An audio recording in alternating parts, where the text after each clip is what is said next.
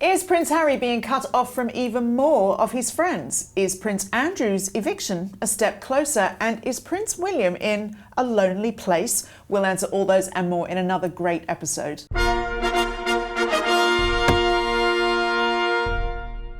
Hello and welcome to Palace Confidential. I'm Jo Elvin, and back this week to talk about the big royal stories is the Mail on Sunday's editor at Large Charlotte Griffiths, her royal correspondent colleague Natasha Livingston, and the Daily Mail's diary editor Richard Eden. Welcome to you all. Now, before we get into it, a reminder to join our growing gang of subscribers to the Daily Mail Royals YouTube channel. All you need to do is please click that subscribe button. It doesn't cost you anything, but it guarantees that you get to see each new episode of not only this show, but Richard Eden's new show too, and more on that a little bit later. So, before we get to my panel, we're going to take a quick trip across the channel to France, where Rebecca English is with the King, Queen and William as they commemorate the 80th anniversary of the D-Day landings during the Second World War. She's going to tell us all about it. I'm in Caen, Normandy, as the royal family pay tribute to the heroes of the biggest ever military operation by land, sea or air, the D-Day landings.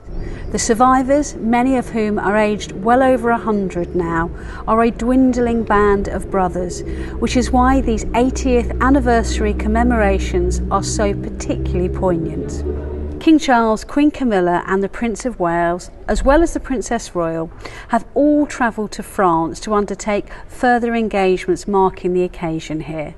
Now, this is the first time the King has travelled abroad since his cancer diagnosis earlier this year, when he was forced to cancel many of his forthcoming public engagements. So this morning he and Queen Camilla attended a British-led event at Vers-sur-Mer, in his role as patron of the Royal British Legion and the Normandy Memorial Trust, meeting some of the 40 surviving D-Day veterans who have come out by ferry from the UK to pay tribute to their fallen brothers, probably for the last time.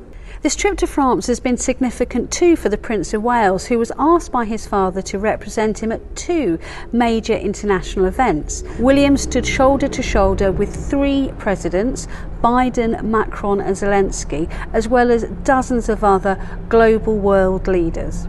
Of course, for him, this visit to France was all about paying tribute to those who laid down their lives for their country, and of course those who still live with the legacy of what they experienced in June 1944. However, for royal watchers, I think it will also be an interesting moment seeing William step up and take on more significant international duties on behalf of his father, something I think we will see more of in the months and years to come.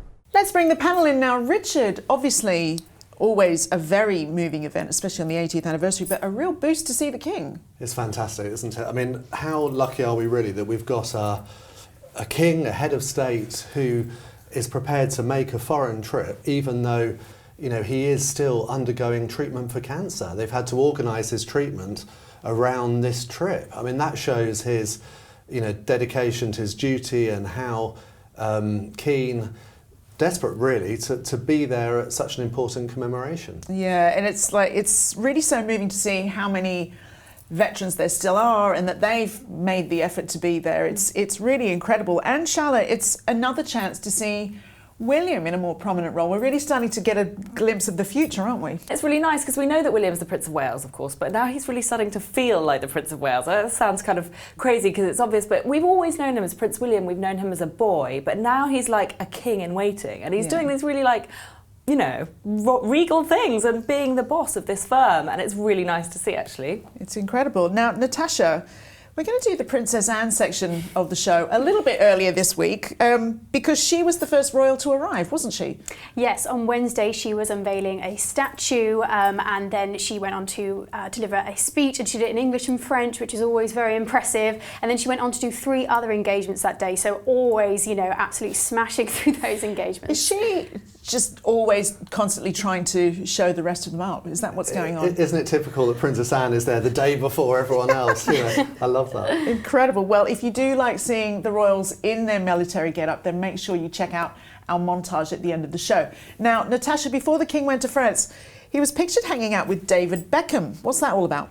Yeah, so this is about the King's Foundation, and David Beckham is a new ambassador. He's the first kind of VIP ambassador to be announced since Charles became king, and it's all about promoting the foundation. Everybody knows that it's kind of had a bit of a rocky road over the past couple of years, but David Beckham coming on board, I think he has something like 87 million followers on Instagram. You know, he's a popular figure with a big social following, so this is a kind of it's a big coup for the foundation to have him as an ambassador. His main role is just to be promoting the foundation, so we can expect David Beckham to be turning up at events and kind of talking about the foundation online. And apparently part of the reason why the role came up is the King and David Beckham bonded over beekeeping, which is something I don't think anyone particularly expected. Oh yes, we know from the documentary that David's into bees, don't we? Yeah. But I mean, a boost for the King and the charity, but a boost for David Beckham surely as well. Is this on the path to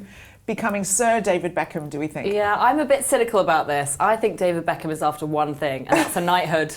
But he does have a strong charitable track record, though, in fairness. He does, and also, I will give him his credit, David Beckham does actually love the royal family. So, you know, of course he wants a knighthood, but he actually is a huge fan of the monarchy, and he queued up to see the Queen lying in state. Yes. And he's also had this sort of posh revolution lately. You know, he bought his Cotswolds house, he started wearing Les Chameaux wellies and barbers, and he started shooting pheasants just like the King. I think he's genuinely posh now, isn't he? Just like his wife, he's always wanted to be. He was married to Posh Spice. Yeah, but we all know she's not really posh. I'm not but sure David that's how you is. become posh. But Richard, after Natasha mentioned the scandals involving the King's charities, is this a good way and a necessary way to reshape the image?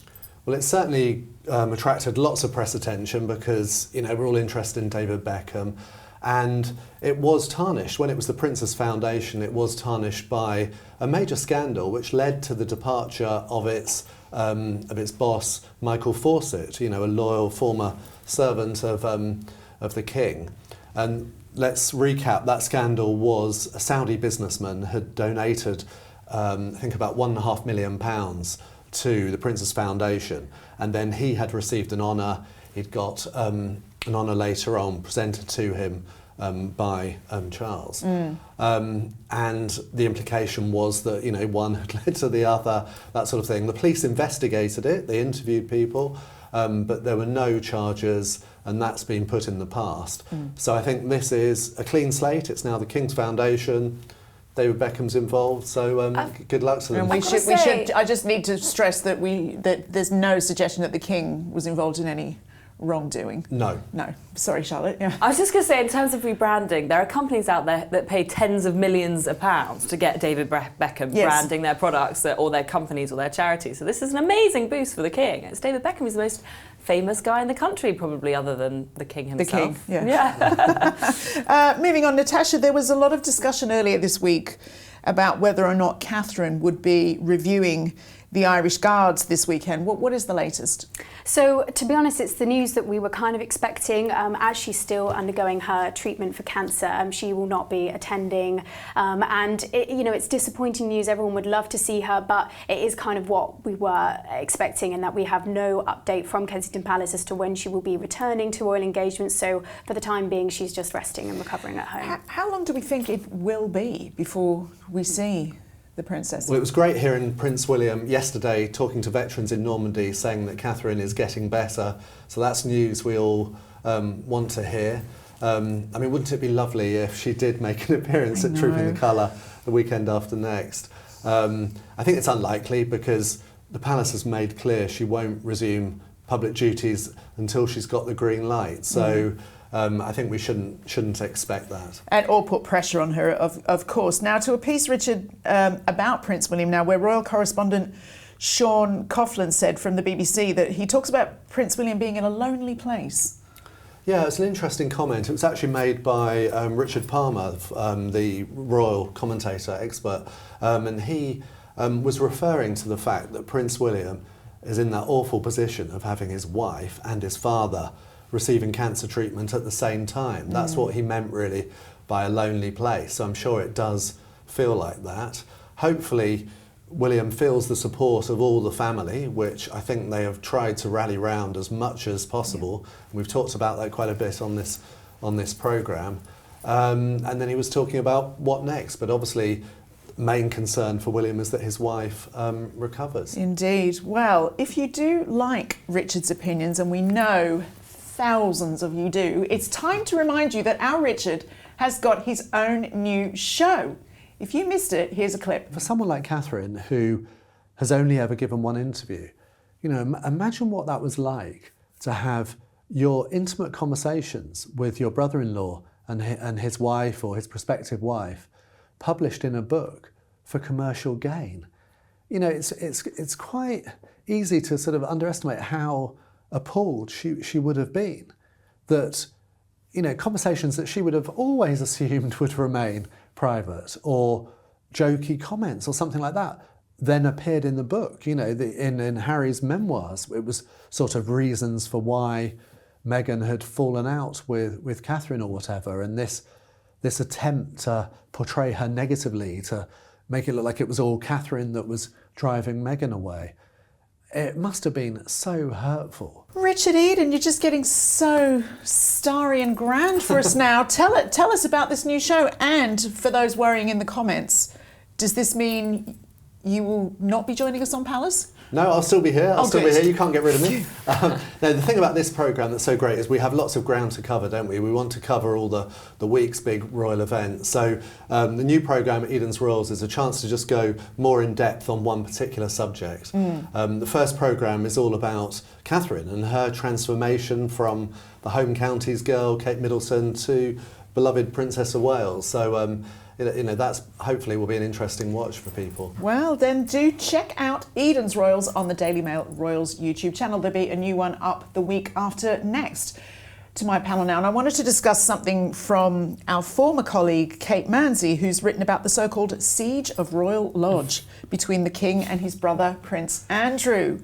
Natasha, for the time being, neither side is budging. I mean, there's a lot of stubbornness runs through that family, isn't there? Yeah, it certainly does. I mean, yeah, it sounds dramatic, but to be honest, it is quite dramatic. So, yeah, Prince Andrew has been living in the Royal Lodge in Windsor for about 20 years. And the term lodge is slightly misleading because it's actually 30 bedrooms. You know, it's a pretty big house, and you can understand why he wants to stay there. Well, he needs those 30 rooms, doesn't he? So he clearly thinks. Yeah. But the problem is, since he's not a working royal anymore, the public aren't funding him. And Andrew has his name on the lease for the lodge. So, but tied up with that is that he has responsibilities to maintain it. He has to have it painted every 2 years. And because it's so big, all of that is very, very expensive. And so what's been reported is that the King is not too keen to continue funding Andrew. And so if he withdraws that money, how is Andrew going to pay for the Royal Lodge? But Andrew is basically saying, well, my name's on the lease, I'm going to stay here.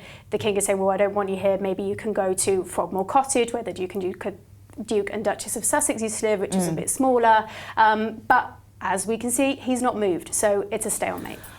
It's kind of fascinating, really. Charlotte, is this resolvable? Could somebody like Fergie or Princess Eugenie or Beatrice make Andrew see sense, or do you think they're Team Andrew? I think they're Team Andrew, and it's sort of in their interest for him to keep this very grand house because, first of all, Fergie lives there. Second of all, there's some suggestion in some reports that the girls might actually inherit it one day or inherit their lease over it. So they might sort of want to keep it in the York family. But I do think if somebody was to speak sense to him, it would be Fergie, because she's actually got this relationship with Charles now that's getting better and better and stronger. So she could be a bit of a mediator. But yes, as he said earlier, these are two of the stubbornest men in England. They're used to getting their own way. They haven't been told no. And the thing about Andrew is, we know this from the Newsnight, broadcast, that he really thinks of himself as this huge international statesman worthy of a 30-room lodge. And I just don't see him changing his mind on that. He thinks he's very important. He must have had a bit of a reckoning on that, though. He must realise that that's not true. You'd think that his ego would have deflated a little bit, but by all accounts it hasn't, and that's why he's refusing to move out. Wow. Remember that Princess Beatrice is married to a property developer, Edo Mapelli Mozzi, and he sort of goes for very stylish, quite sort of minimalist places. So maybe he's got his eye on transforming the place. Apparently he's been dabbling in this 30-room house and trying to make it over. But I mean, if you made over Royal Lodge from scratch, and apparently it is a bit, the questionable taste, I is what I hear. bet it's a big old chintz palace. Come on, I bet it is. It would be a monumental undertaking. If you think Frogmore Cottage cost £2.4 million to redo, and it's a third of the size probably, hence why he doesn't want to move there, even though apparently it's turnkey and it's beautiful. So if Edo was to redecorate it, we're talking like a multi-million-pound bill there. Well, if he starts talking about moving Prince Andrew's teddies, there will be hell to pay. Yeah, he won't have that. Richard, I mean, some might say the phrase, the siege of Royal Lodge, is a bit much, but the King's apparently turning to military friends to seek advice. This was an extraordinary line buried in this Sunday Times piece, is that the King has apparently consulted the Chief of the General Staff, you know, the military chief, to see if he can help. Just send in the tanks. That's what I'm not quite sure. But, He means business, that is for sure. Yeah, I think that's the idea. But the real question is, you know, why is the King that bothered, frankly? Because there were suggestions that maybe it would be ideal for William and Catherine and their family to move into, because they're in Adelaide Cottage, which is much, much smaller. But from everything I hear, they don't really want it. Yeah, but don't you think the King is frustrated because it's just a damn bad look that Andrew, non-working royal, has this enormous house? But it's also a bad look for it to sit empty. And apartment 1 at Kensington Palace sits there empty like a white elephant. And if they have another massive royal residence just sitting empty, that's also a really bad look. It's quite a wasteful look. So actually, it's got to be occupied by somebody. I'll move in. Yeah. No problem. Is it big enough for you? Yeah, I think so. 30 Just minutes? about. Yeah. Yeah, shoes. It is a genuinely complicated issue because of security. So at the moment, the King's paying for Andrew and family to have security at Royal Lodge, but because of its proximity to the castle and it's just near the Royal Chapel and so forth, that it'd be very hard to let it out privately. In the past, they've thought it would be impossible. It would be much less expensive to pay for the security on Frogmore Cottage. Honestly, it's smaller. royal problems. Yeah. Just more complicated than any of us could imagine. I look forward to seeing your comments on that one, and we'll have more on that story as we hear it, of course. Now let's hear some of your comments from last week's episode. Val says the First Lady of Nigeria put Markle in her place, not calling her Duchess, Princess or HRH, but just plain old Meghan Markle. Meanwhile, on the topic of whether the Sussexes should be invited to Trooping the Colour, Jean has views. Why should they be invited to take the limelight off Charles? The way they have behaved has been disgraceful. Richard, to a question from your show from Grey Mill now, who asks, here's an off-the-wall question. I wonder what King Charles III thinks when he sees that sapphire ring on Catherine's hand. Ooh, that is a good question. Yeah, I think, but to be fair, I think he'd be delighted. I mean, this is a ring which Charles himself chose, and it was made for Diana. So to see it on the finger of his daughter-in-law, looking beautiful, I would have thought he'd be very proud, actually. Okay, well, a reminder to check out Eden's Royals on the Daily Mail Royals YouTube channel. Not sure if I've mentioned that already. You've got a new show. We should talk about it more. Natasha, you are off very soon to report on a wedding, and one where we can expect to see quite a few members of the royal family. Yes, so the Duke of Westminster is getting married. I think he's one of the richest men, definitely under 40 in Britain. So it's not quite a royal wedding, but it has very much the appearance of it. And Prince William is going as an usher, so that's obviously a very big moment. And Charlotte, you reported that it's possible Prince George might even play a role. So yes, pretty exciting. Now, Charlotte, is it safe to say that Harry's absence will be a hot topic amongst the wedding guests? It's definitely going to be the talk of the wedding, I'm afraid. I'm sorry for Olivia who's getting married, but she's not going to be the number one subject because everyone is talking about why Harry's not going to be there. And there's been the usual transatlantic tit-for-tat briefings to People magazine. There was another one today in which it was briefed to People that they both Hugh and Harry mutually agreed that Harry wasn't going to attend. It sounds a bit like when someone gets dumped and then they go, well, actually it was mutual. I wasn't fired. dumped. Yeah. But what we've been hearing was that Harry got to save the date and then was encouraged not to accept the invitation.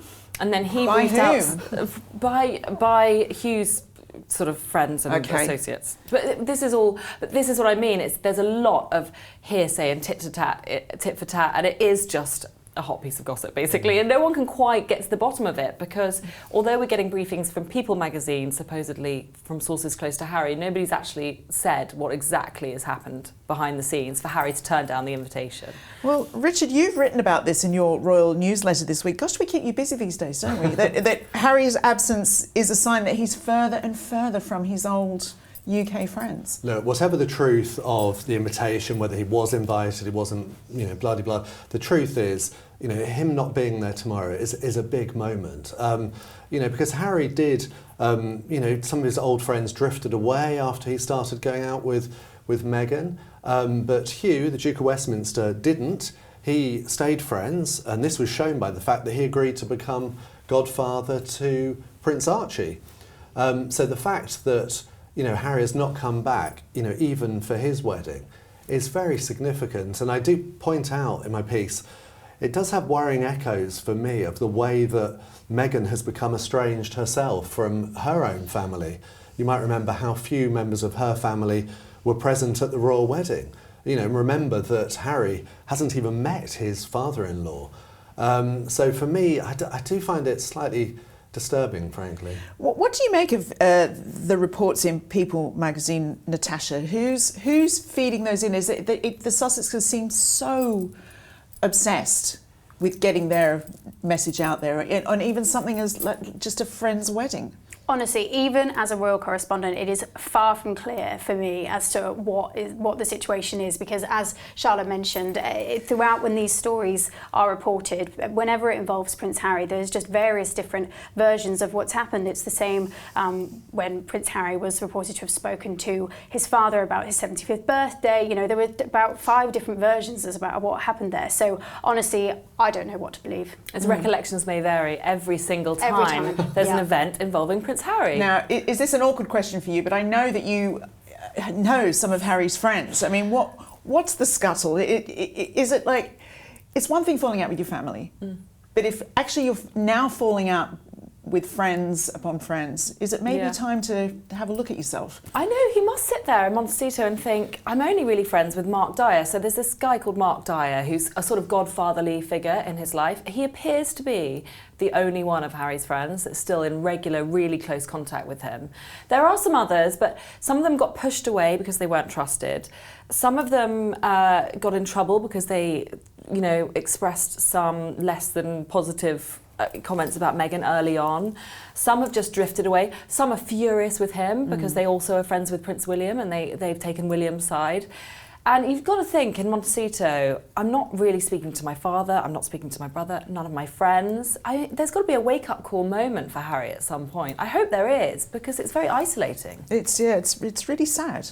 But anyway, moving on, Natasha, quite the update this week about the Princess of Wales and her hospital stay. What can you tell us? This was all about when the Princess of Wales had her abdominal procedure back in January at the London clinic. A very, very well-respected hospital that often looks after VIPs and royals. They have a long history there. But it was reported that staff had breached her private medical records, and the investigation into that is ongoing.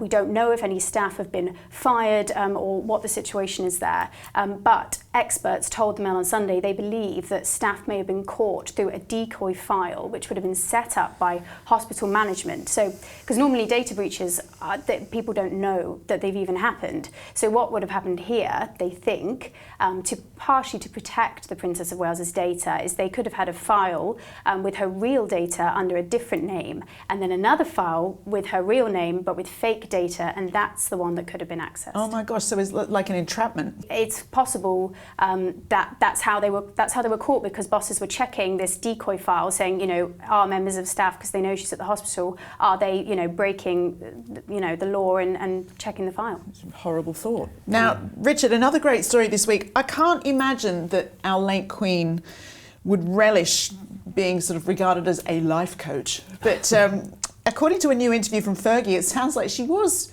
a bit of a life coach to Fergie. Yes, I mean, we keep hearing anecdotes from the Duchess of York often about the late Queen.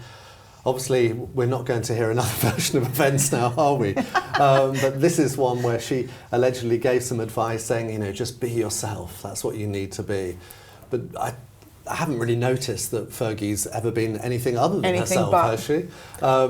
But anyway, it made a good headline for Hello magazine for her latest interview. And I think it's advice we can all follow, right? Exactly. Just be yourself. That's enough. That is a motto to live by. Well, another thing that the Queen believed strongly in was the importance of the military. Here are some of our favourite pictures of her family in military garb. Enjoy.